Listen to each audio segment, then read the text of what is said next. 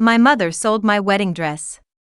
I said the words aloud because they sounded too insane to be true inside my own head. My maid of honor, Camille Ward, stood frozen behind me in the bridal suite of the Hawthorne estate. Beyond the windows, 180 guests were gathering beneath white roses and glass lanterns. A string quartet had already begun playing. My wedding was supposed to start in 43 minutes. The garment bag hanging from the wardrobe was empty, not misplaced, not switched. Empty. My mother, Diane Bennett, sat on the velvet sofa twisting a handkerchief between her fingers. I didn't have a choice, Nora. You sold Grandma Margaret's dress? I thought it was only a dress. It was the dress she made for me before she died. My grandmother had spent 14 months restoring the ivory silk, replacing every bead by hand and altering the bodice to fit measurements she had taken before cancer made her fingers too weak to hold a needle. She died 6 months before my wedding. The final thing she said to me was, "Wear it when you choose your future." Now it was gone. My younger brother Ryan paced near the fireplace, his face gray. It was for me, he said. I turned slowly. What was for you? The money. Mom burst into tears. Ryan owed people $85,000. They were threatening him. I stared at my brother. You told me your business loan had been restructured. I lied. Camille stepped closer and placed one hand on my shoulder. We can fix this. The boutique delivered the backup dress for the rehearsal photographs. It's beautiful. I pulled away from her touch. The backup dress was a plain satin gown ordered in case Grandma's 80-year-old silk tore during alterations. It was elegant, but it was not hers. It did not carry the tiny blue roses she had embroidered inside the hem. It did not smell faintly of cedar from the chest where she had kept it. It did not contain the last months of her life. How much did you sell it for? I asked. Mom looked down. $90,000. Camille inhaled sharply. Ryan stopped pacing. My grandmother's handmade dress was priceless to me, but $90,000 was an extraordinary amount for an undocumented vintage gown. Who bought it? I asked. Mom reached into her purse and handed me a folded receipt. The buyer was listed as Ivory Archive Acquisitions, a private textile dealer in Manhattan. The sale had been completed 3 weeks earlier. 3 weeks. The dress had been gone while Mom attended fittings with me and pretended it was hanging safely in her guest room closet. Second signature appeared beneath hers. An authorization confirming the gown's provenance. I knew that signature. It belonged to my fiancé, Lucas Hale. Lucas answered on the first ring. Is everything all right? He sounded calm, too calm. Did you authorize the sale of my wedding dress? Silence. Then he exhaled. Nora, we need to keep this in perspective. My knees nearly gave way. You knew. Your mother came to me because Ryan was in real trouble. So you helped her sell the dress behind my back? I helped verify that it belonged to your family. That was all. You signed the receipt. The buyer required documentation. You knew Grandma made it for my wedding. And I knew you had a second dress. I looked through the window toward the lawn. Lucas stood beneath the flowered arch in a black tuxedo, holding his phone to his ear. Even from the second floor, I could see how composed he looked. He was handsome in the polished way that had once made me feel safe. Dark hair, straight shoulders, controlled expression. Lucas always looked as though he knew what happened next. The ceremony starts in half an hour, he said. We can discuss this after. My mother sold the last thing Grandma made for me. And you think we should discuss it after? I think canceling our wedding over fabric would be a mistake. Fabric? Nora, I loved your grandmother, but she wouldn't want you destroying our future because of a dress. He was using Grandma's memory against me. The cruelty of it left me momentarily speechless. Then I noticed Camille watching me in the mirror. She quickly looked away. Her pale gold bridesmaid gown had been custom made by Bellwether Bridal, where she served as creative director. A delicate strip of antique lace circled her waist. The pattern looked familiar, tiny leaves surrounding 5-petal roses, the same rare lace that had trimmed the sleeves of Grandma's dress. Camille, I said slowly, where did that lace come from? Her fingers moved instinctively toward her waist. The Bellwether Archive. Which collection? I don't remember. Camille worked with historic textiles every day. She could identify French lace by decade and region from across a room. She remembered. Lucas's voice came through the phone. Nora, put on the other dress. I looked from Camille's lace to his signature on the receipt. Something larger than Ryan's debt was happening. Did you know who bought my gown? I asked Lucas. No, did Camille? Camille's face went white. Lucas's tone hardened. Stop looking for conspiracies. Your brother created a crisis. Your mother solved it badly. We can deal with them later. We? Yes, we. You and me. The people getting married today. A coordinator knocked on the bridal suite door. 25 minutes, everyone. Lucas lowered his voice. Put on the backup gown, Nora. Walk down the aisle. Don't humiliate both of us over this. He ended the call. I stared at my reflection. Oh, dress. And oh, grandmother, a mother who had betrayed me. A brother whose lies had swallowed $90,000, fiancé who had helped them. And a maid of honor wearing lace that might have been cut from the gown they claimed had been sold intact. Camille reached for me again, stepped away. Tell me the truth. Her eyes flickered. I don't know what you mean. Then I'll ask you after I decide whether there will still be a wedding. I put on the satin gown, not because Lucas ordered me to, because 180 people were waiting, and I needed time to understand what had been done to me. The gown fit perfectly, that almost made it worse. Camille fastened the final pearl button. You look beautiful, she whispered. I met her eyes in the mirror. Did you sleep with Lucas? Her fingers froze against my spine. The room went silent, and why mother stopped crying. Ryan stared at the floor. Camille slowly withdrew her hands. How can you ask me that today? That isn't an answer. We have worked together for 6 years. You travel together. So do dozens of colleagues. You knew my dress had been sold. I knew Ryan was in trouble. My brother's head lifted. You knew? Camille turned toward him. Lucas mentioned there was a family emergency. So Lucas told you, I said. He was worried about you. Yet neither of you warned me. Nora, please. You're hurt. You're looking for somewhere to put that hurt. The coordinator knocked again. 5 minutes. I picked up my bouquet. Camille smiled with visible relief, believing the questions were over. They were not. Had learned something from years of designing commercial buildings. When a foundation cracked, you did not stand inside arguing about whose fault it was. You stepped back, you observed where the structure shifted, then you found the load someone had tried to hide. Walked downstairs alone. Mom tried to follow. No, I said. You won't walk me down the aisle. Her face crumpled. My father had died when I was 20. Grandma Margaret had raised me through the years afterward, helping me finish architecture school and teaching me that love without honesty was merely dependency. Wearing perfume. Would have walked alone even if Mom had not sold the dress. The estate doors opened. Guests rose. Lucas waited beneath the arch. Camille took her place near him, directly across from the empty space where I should have had a second attendant. As I walked toward them, Lucas's expression softened. For one dangerous second, I remembered the man who brought me coffee during all-night design deadlines. The man who sat beside Grandma's hospital bed and promised her he would protect me. Then I remembered his signature. I reached the front. The officiant began. Dearly beloved, we are gathered here. An engine sounded beyond the hedges. A long black limousine rolled onto the gravel drive. The ceremony coordinator rushed toward it, waving both arms. The car did not stop. It continued directly toward the lawn until it reached the final row of chairs.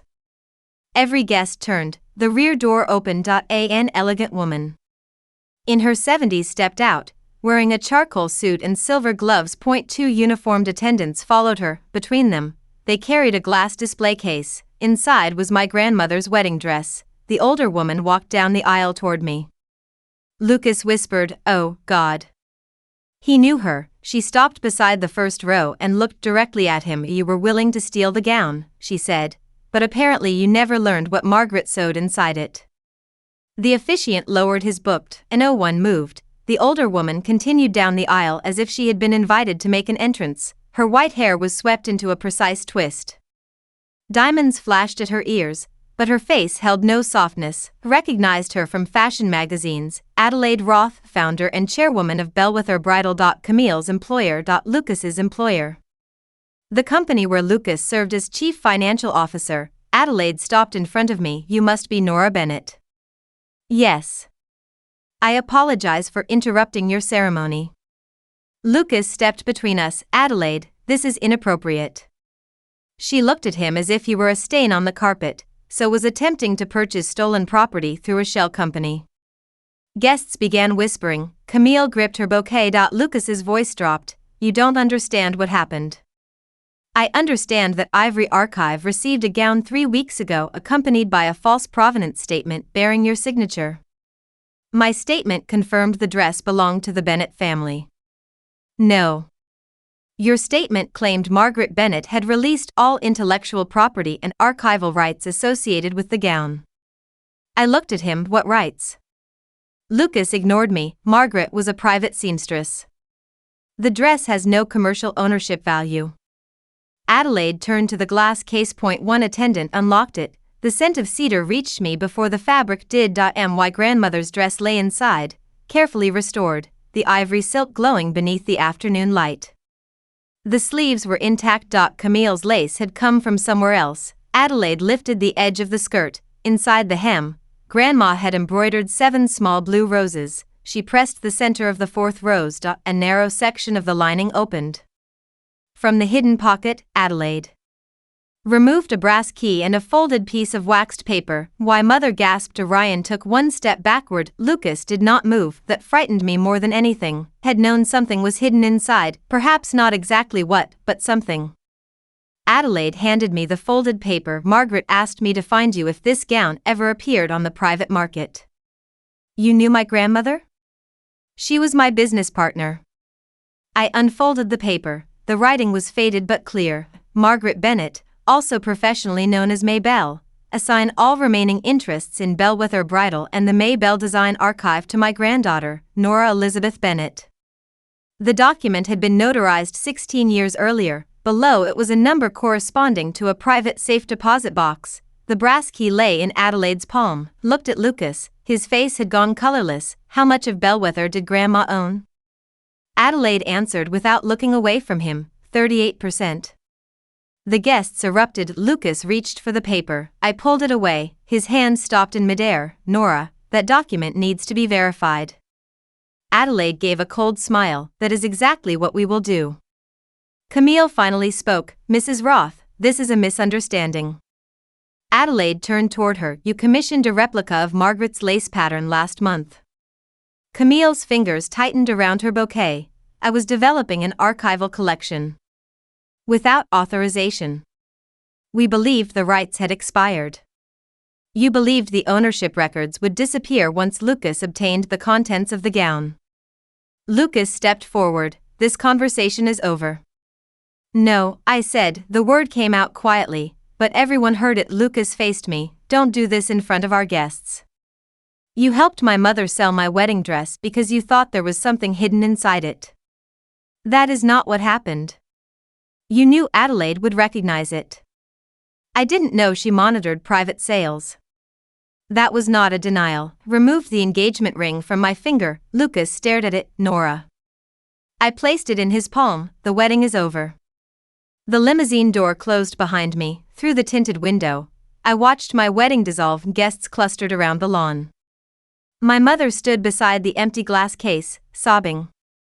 Ryan argued with someone near the chairs. Lucas remained beneath the arch. Camille stood 3 feet from him. Neither of them looked at the other. That was how people behaved when they were trying too hard not to reveal familiarity. Adelaide sat across from me. The dress lay in its case between us. You knew Lucas was looking for it. I said. I knew someone was. How? Ivory Archive contacted Bellwether because the embroidery matched a restricted design in our private collection. I requested the seller's documents and found Lucas's signature. Yes. Why bring the dress to the ceremony instead of calling me? I did call you. I checked my phone. 3 missed calls from an unknown Manhattan number. I was getting married. I suspected Lucas would intercept any message connected to Bellwether. How could he intercept my phone? He controls the company's executive mobile account. My number is on his plan. Exactly. Adelaide removed her gloves. Margaret believed someone inside Bellwether was searching for the original ownership records. She did not know who. She instructed me never to reveal her remaining interest unless the dress was sold, destroyed, or removed from your possession without your consent. Why? Because the gown was the alarm. I stared at the blue roses in the hem. Grandma had hidden a warning system inside the most sentimental object I owned. She could have told me. She wanted you to live your own life. She let me plan a wedding with a man who was trying to steal from me.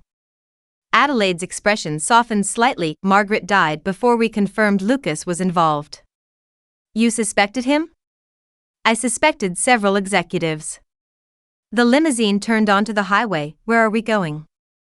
To a hotel where Lucas cannot enter your room, access the security system, or convince your family to take your belongings.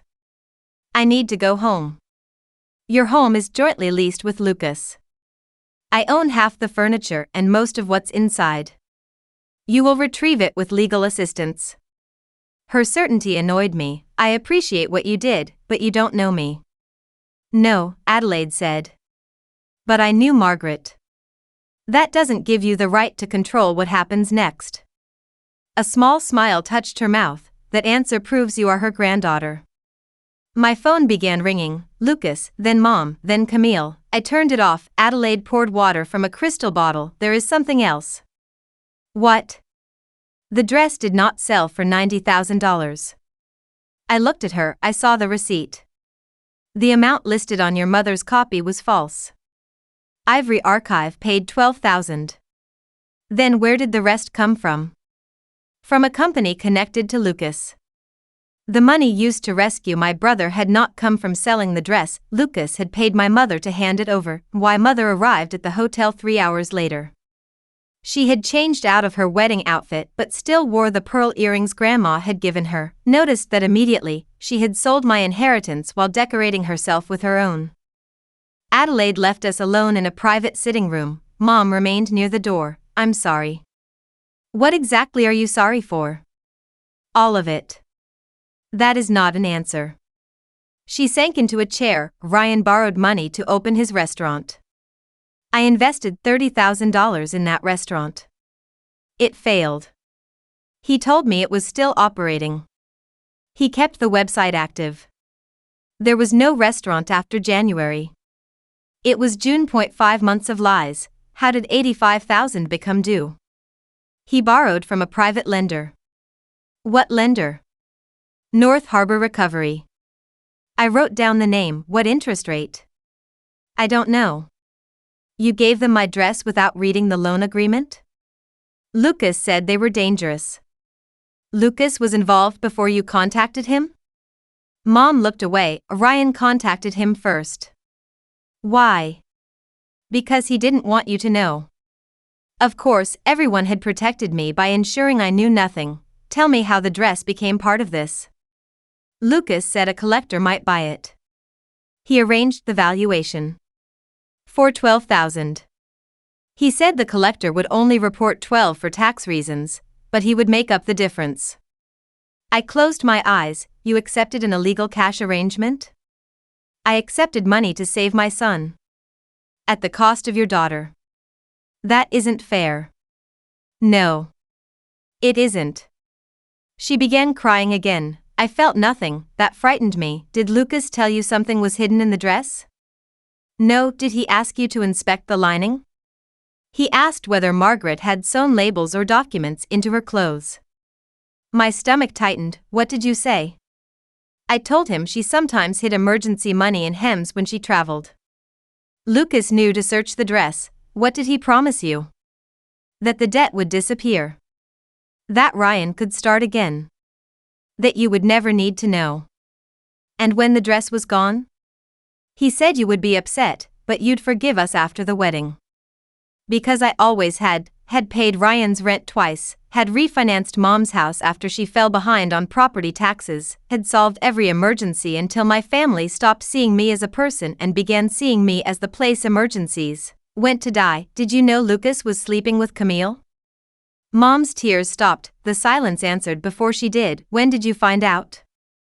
I wasn't sure. When? 2 months ago. My chest tightened so violently I pressed one hand against it. What did you see? I went to Lucas's office to discuss Ryan. Camille came out of his private washroom. That proves nothing. She was fastening her blouse. The room blurred, and you said nothing to me. Lucas said it had ended. You believed him? He said telling you before the wedding would destroy you. So you helped him marry me. I thought marriage would settle him. I stood. A mom reached toward me. I stepped back. You didn't protect me.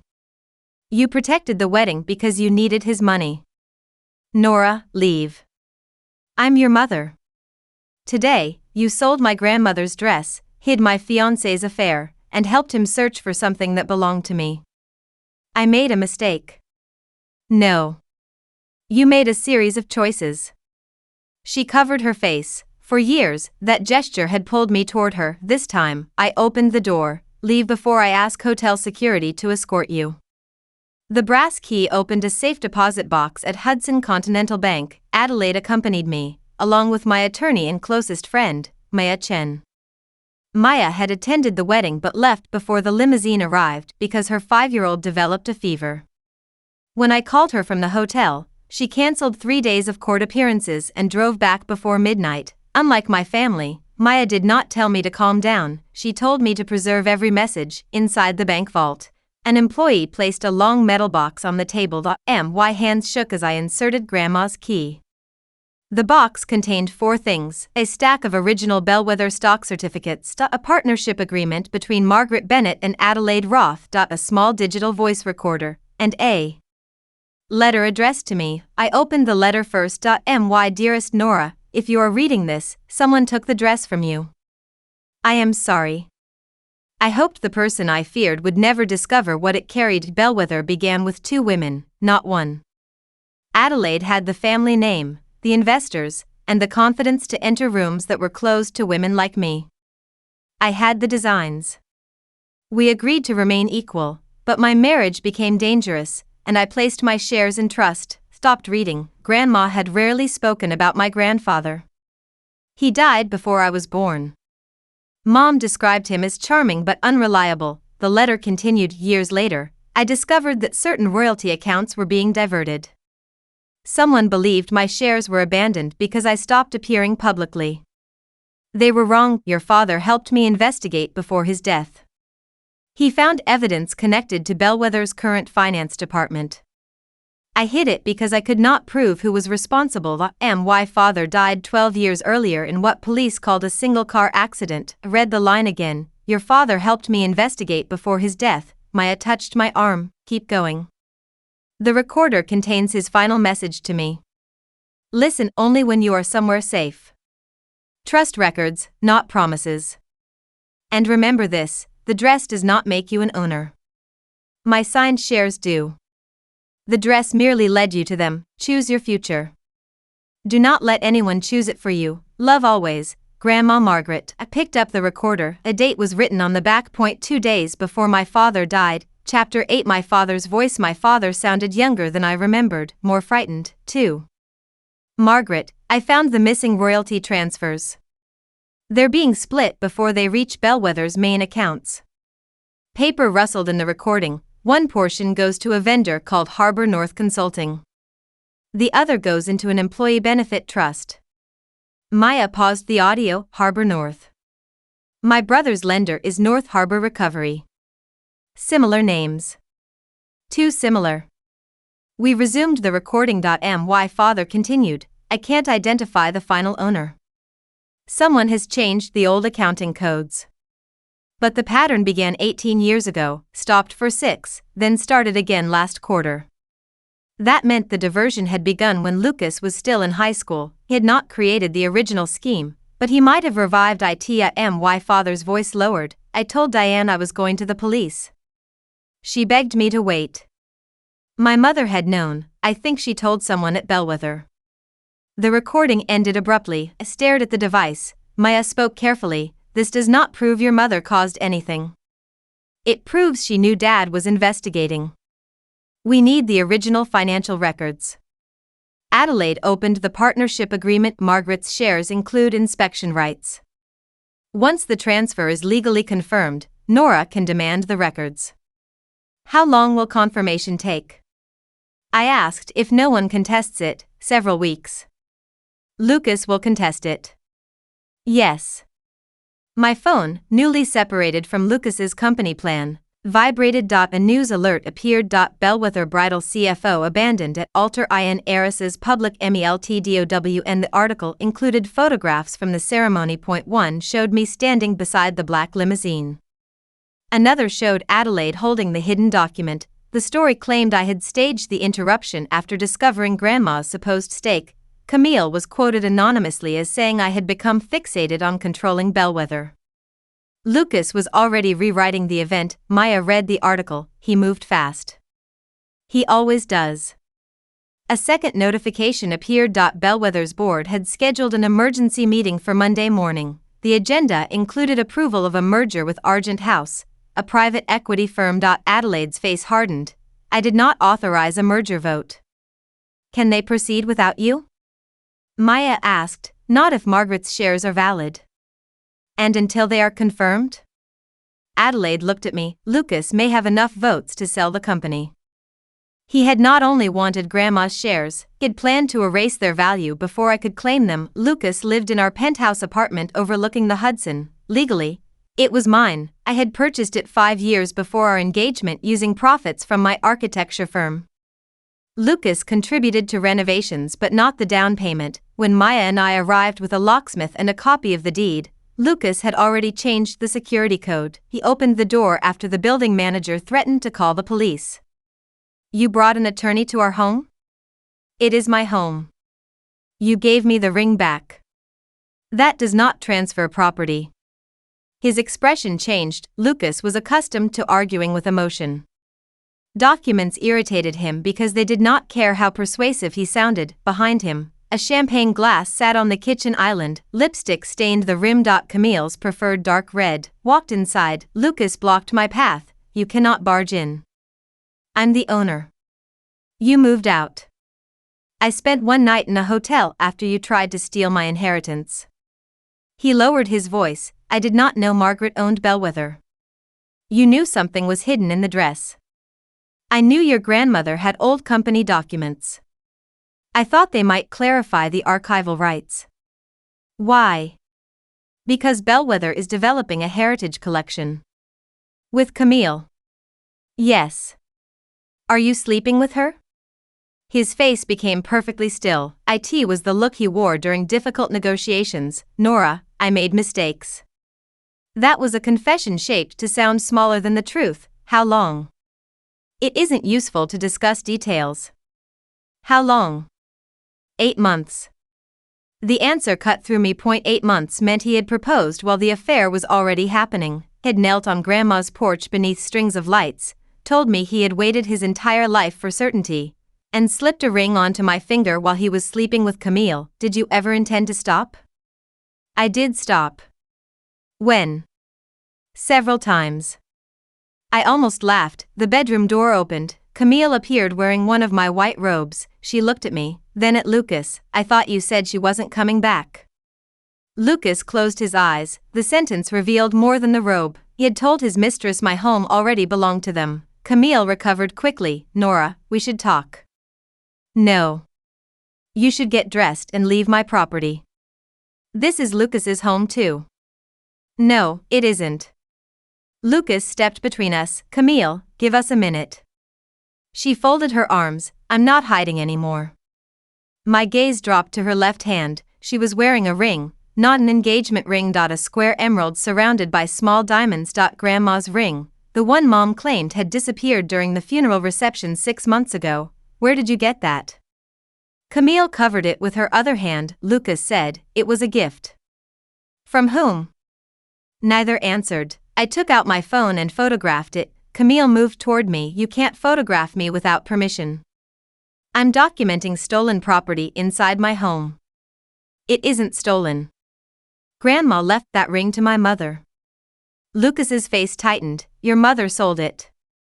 Of course she had. First the ring, Then the dress. My mother had been dismantling Grandma's legacy one emergency at a time. What else did Diane sell you? I asked. Lucas did not answer, but Camille looked toward the locked door of my home office. Chapter 10. The missing drawings. My office safe was empty. Grandma's sketchbooks were gone. So were the copies of every letter she wrote to Adelaide during Bellwether's early years. Had stored them there after her death, intending to create a private family archive. Lucas knew the code because I trusted him. Maya photographed the empty shelves. Make a list of everything missing. 7 sketchbooks, approximately 40 letters, fabric swatches, photographs, and a black ledger. What ledger? I don't know. Grandma left it sealed. She wrote that it was personal. Lucas stood in the doorway. You're turning this into theater. Where are the sketchbooks? I moved them for safekeeping. Where? Bellwether's archive. Without my consent. You told me you wanted Margaret's work preserved. I didn't tell you to give it to your mistress. Camille had dressed and stood behind him. The archive is professionally climate controlled. Did you copy the designs? We cataloged them.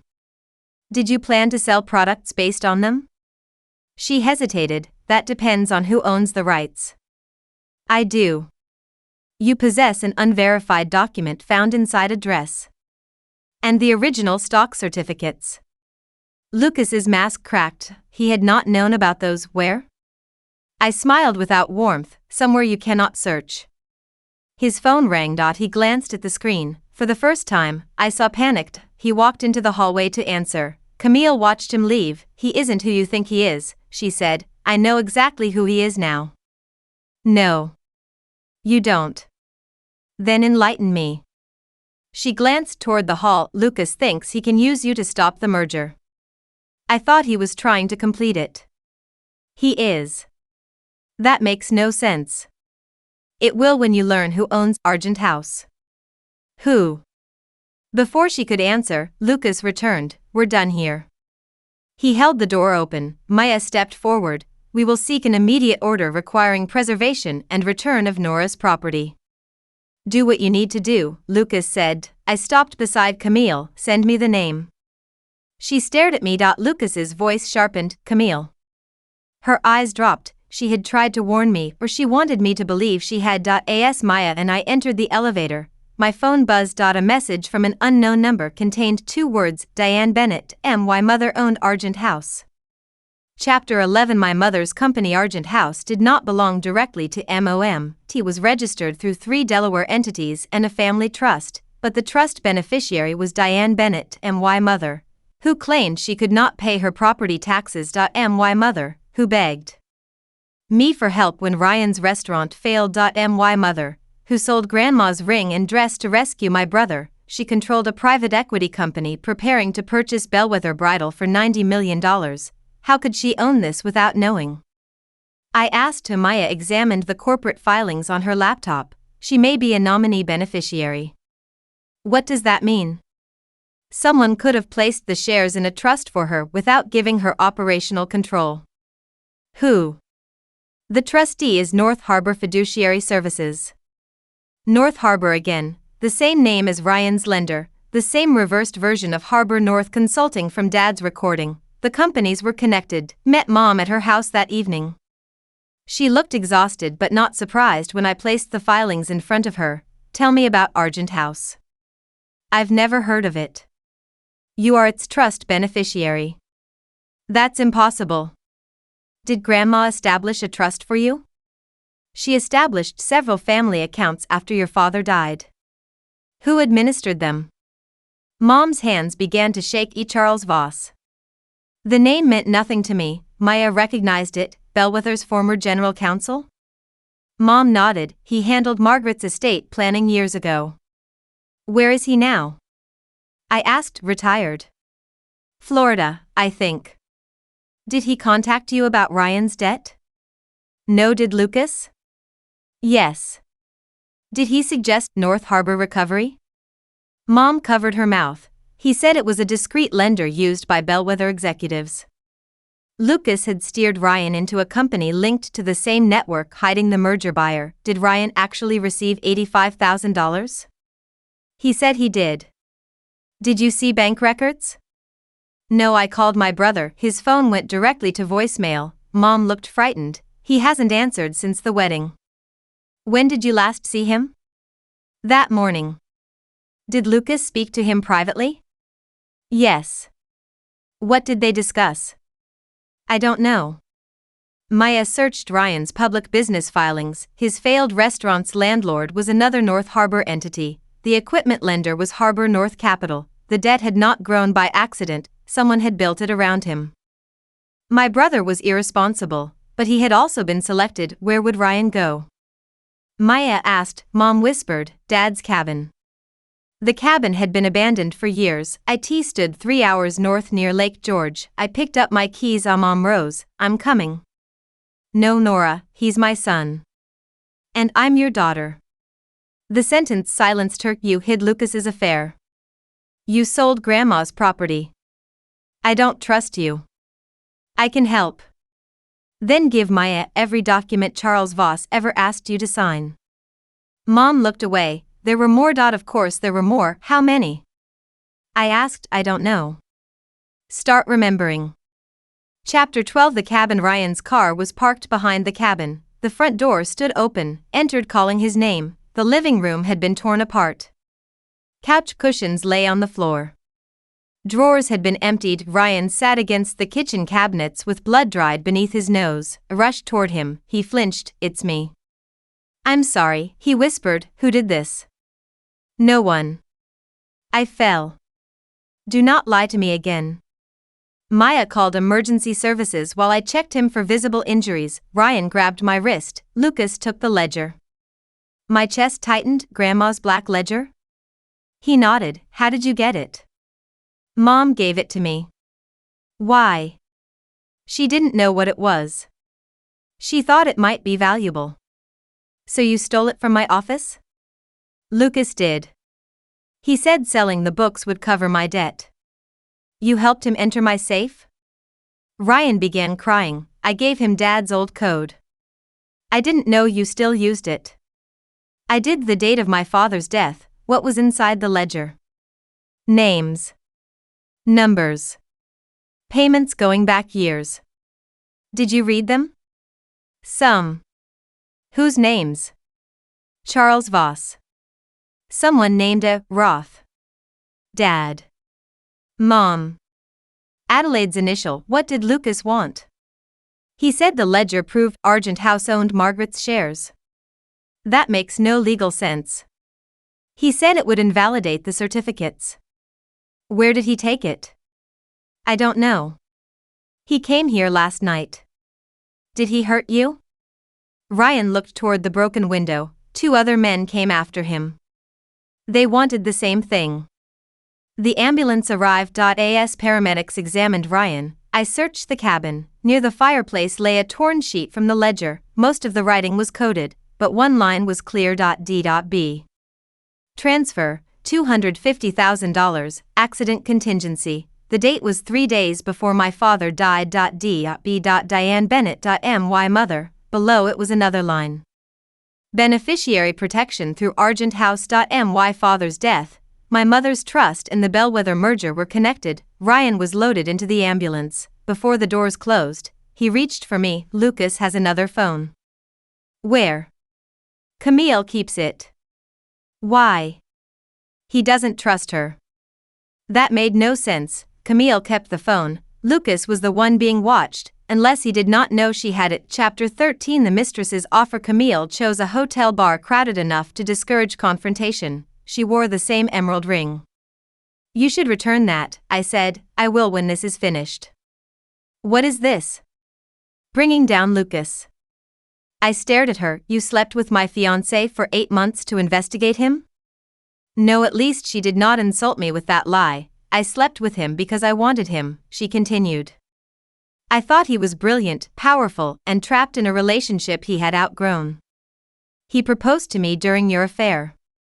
He told me it was necessary. For what? To gain access to Margaret's papers.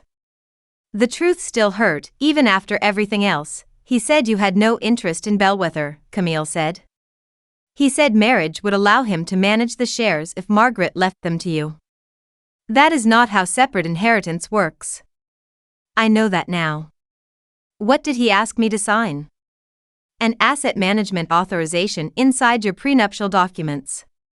Maya had reviewed the prenup. At Lucas's insistence, a revised version arrived 2 days before the wedding. I had refused to sign without another review. That delay might have saved me. Why warn me now? I asked. Camille took out a small black phone, because he planned to blame me. Lucas seems to plan that often. He registered the design licensing companies in my name. He told me they were bonuses. Yesterday I learned they received diverted royalties. Harbor North? She nodded. How much? More than $4 million. And you expect me to believe you never noticed? I noticed money. I believed it was legal compensation. You are Bellwether's creative director, not a child. I was greedy. Her voice did not tremble. I wanted my own label. Lucas promised the merger would give it to me. I knew he was using Margaret's designs without permission. I did not know he was stealing employee pension money. That was new. The transfers came from employee benefits? Partly. She placed the phone between us. He records conversations. He says people lie when they are frightened, so he likes proof. And you stole the phone. I copied it. Why? Because 3 weeks ago I heard him talking to Charles Voss. What did they say? That after the merger, I would be removed and the licensing companies would be reported as my fraud. The alliance had cracked under the weight of Lucas's insurance plan. What do you want? Protection. I can't promise that. I want Adelaide to keep me at Bellwether. I almost laughed. You stole her designs, slept with her CFO and helped sell her company. I have information she needs. That does not make you trustworthy. No.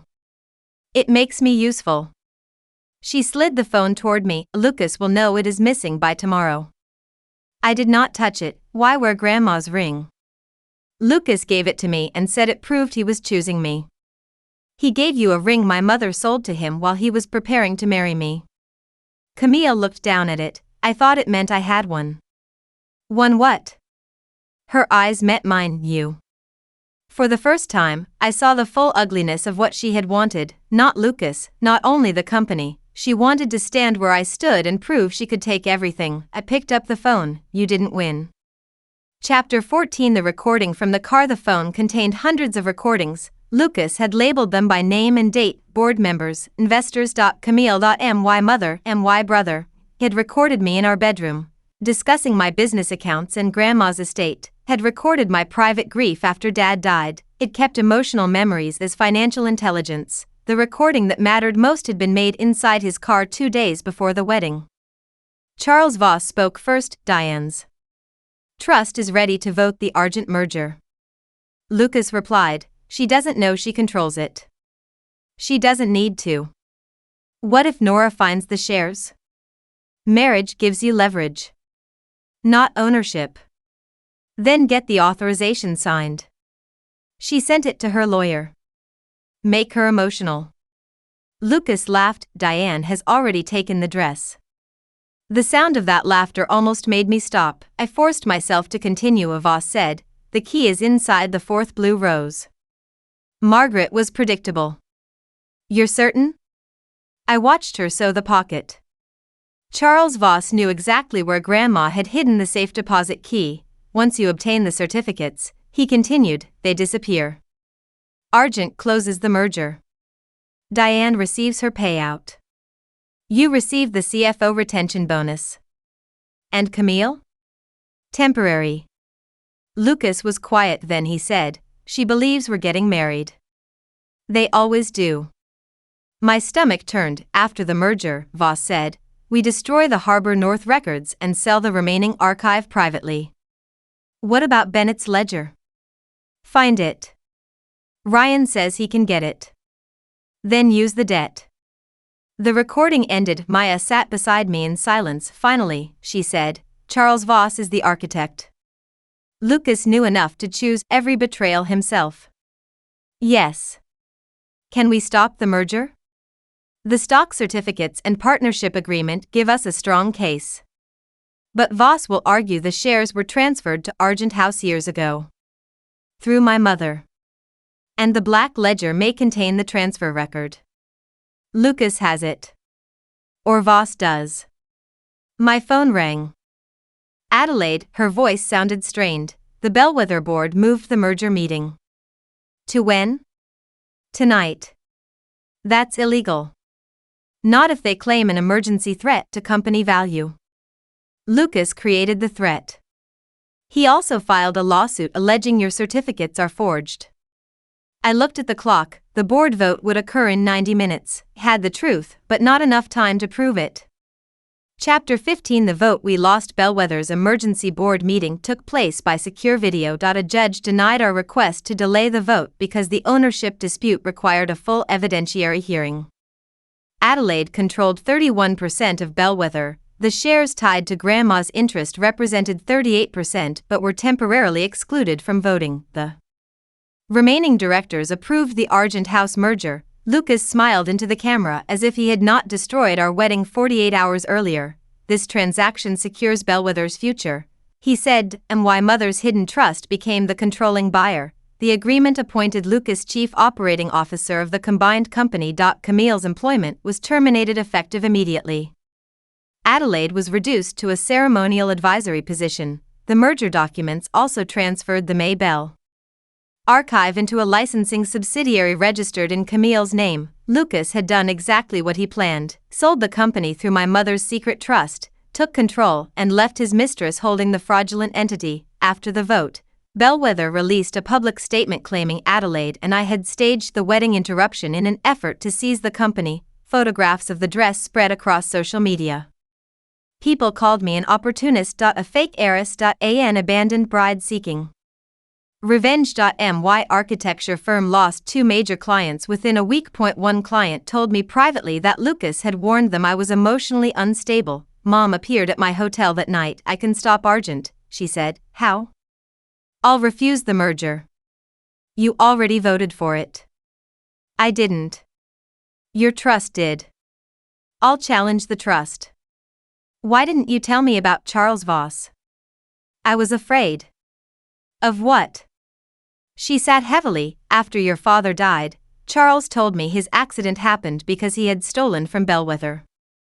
Dad was investigating theft. I know that now. You believed Voss? He showed me transfers into an account in your father's name. Were they real? I didn't know. So you accepted a trust from him. He said it would protect you and Ryan. No. It protected the people who killed Dad's investigation. Mom flinched. You think they caused the accident? I think Voss paid you $250,000 3 days before Dad died. Her face emptied. What?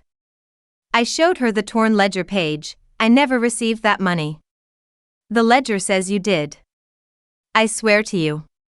Your name is beside it. My initials are DB. Charles always called me Diane Carter after I married your father.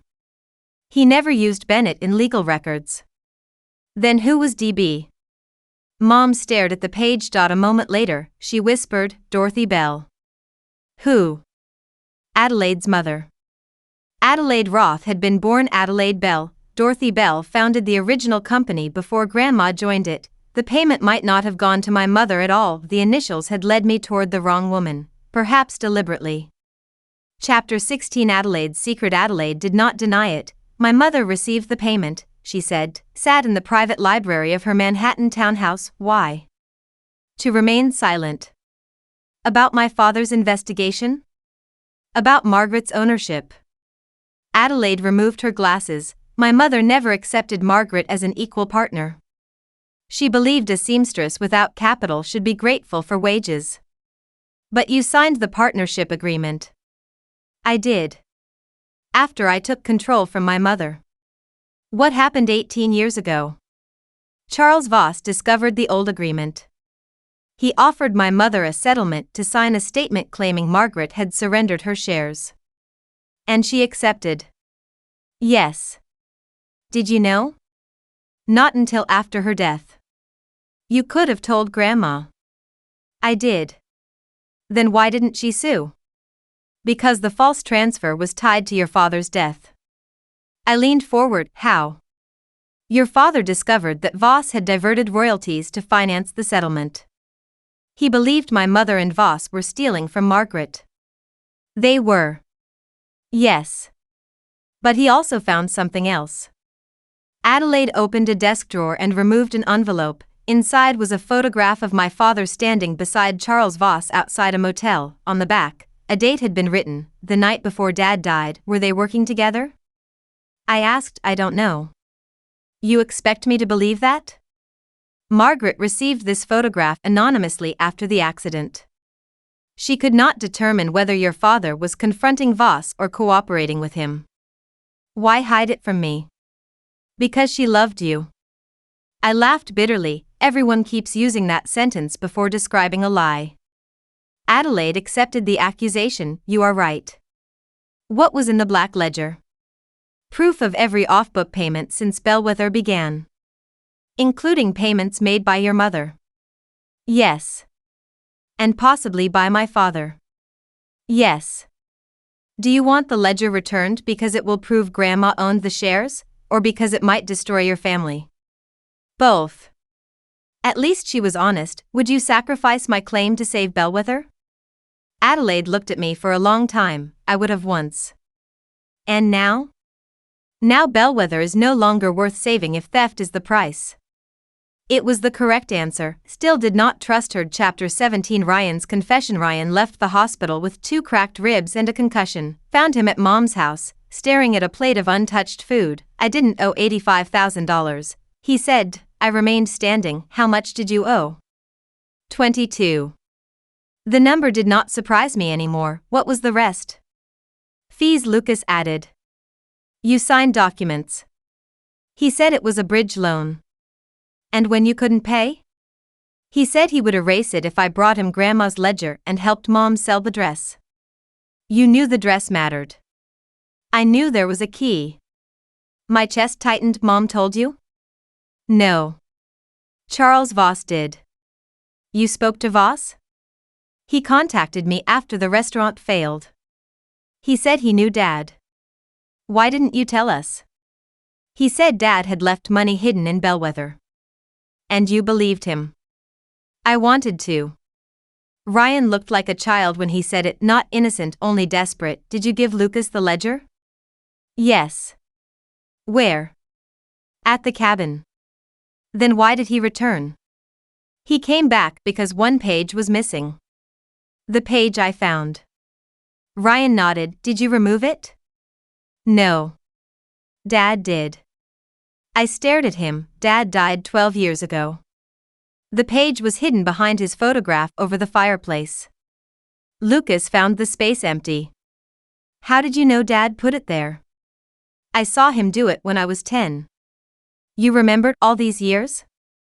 I thought it was money. After he died, I checked. It was only paper, so I left it. What else did you see? Ryan closed his eyes. Dad met a woman at the cabin. Who? I didn't know then. And now? I saw her at your wedding. My pulse accelerated. Adelaide? No, Camille? He shook his head. Mom.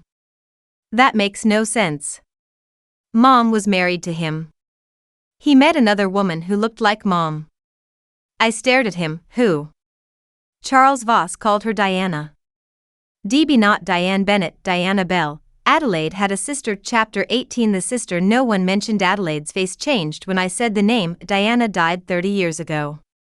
Ryan saw her 12 years ago. He was a child. He remembers Charles Voss calling her Diana. Adelaide walked toward the window. My sister disappeared when she was 27. That is different from dying. My mother had her declared dead after 7 years. Why did she disappear? Diana believed Bellwether should belong to her. She resented that I inherited control. And Grandma? She hated Margaret. Why? Because Margaret's designs made the company successful. Diana believed our family name should have been enough. It was an old sickness, people wanting the reward of another woman's work while resenting proof that they needed her. Was Diana involved with Charles Voss? Yes. Were they married? No. My mother forbade it. Did they have a child? Adelaide's eyes moved toward me. I don't know. You hesitated. Diana was pregnant when she disappeared. Who was the father? She claimed it was Charles's. And he denied it? He said she invented the pregnancy to force him to leave his wife. Did you ever see her again? No. Could she be alive? Adelaide looked toward the old photographs lining her wall. If Diana returned, she would have a claim to portions of my mother's estate. Not to Margaret's shares. But she could use Argent House. If Voss created the trust for her, yes. The merger was no longer simply a financial crime. It was a takeover rooted in a family war that began before I was born. Showed Adelaide the ledger page. D.B. Transfer, accident contingency. Her hands trembled. That could mean Diana. Did she know my father? Not that I knew. He met her at the cabin before his death. Adelaide sat down. For the first time, she looked frightened. Your father may not have been investigating Voss. What do you mean? He may have been helping Diana take Bellwether. My father's recording could have been a warning or confession. Chapter 19. The woman in the photograph. Camille found the photograph on Lucas's second phone. A woman stood beside Charles Voss at a charity event in Miami. She was listed as Danielle Brooks, director of Argent House Foundation. Her initials were DB. She was in her late 50s, and she looked remarkably like Adelaide. This is Diana Bell, I said. Adelaide studied the image. I believe so. Then she's alive. She looks different. 30 years and cosmetic surgery can do that. Maya searched public records. Danielle Brooks had no verifiable history before 15 years ago. Her social security record belonged to a child who died in infancy. She is using a false identity, Maya said. Danielle served on the boards of all three entities controlling Argent House. She had signed Ryan's restaurant lease. She had authorized the loan from North Harbor Recovery. She had attended 2 Bellwether board dinners without being photographed in official publicity. Diana had spent years building a path into our family. My brother's debt was not random. My mother's trust was not random. Lucas's affair and greed were useful tools, but the plan belonged to someone older. Why use my mother as beneficiary? I asked. Maya examined the trust terms. Because Diane was married to your father. If anyone investigated the old payments, the trail would appear to lead to your family. They wanted Grandma blamed. And perhaps your father. Adelaide looked at the merger agreement. Diana intends to own Bellwether through Argent House while making Margaret's descendants appear responsible for the theft. Revenge, not only money. She hates both of you, I said. Adelaide nodded. And Lucas thinks he will control the merged company. He doesn't know Diana exists, Camille said. He believes Charles Voss controls Argent. Then we let him continue believing that. Maya looked at me. What are you planning? Lucas wants his public victory. Diana wants Bellwether. Voss wants the records destroyed. Camille wants immunity. Adelaide wants her company back. And you? I looked at Grandma's dress inside its protective case. I want every one of them in the same room when the gown. For more exciting content, please subscribe and follow us.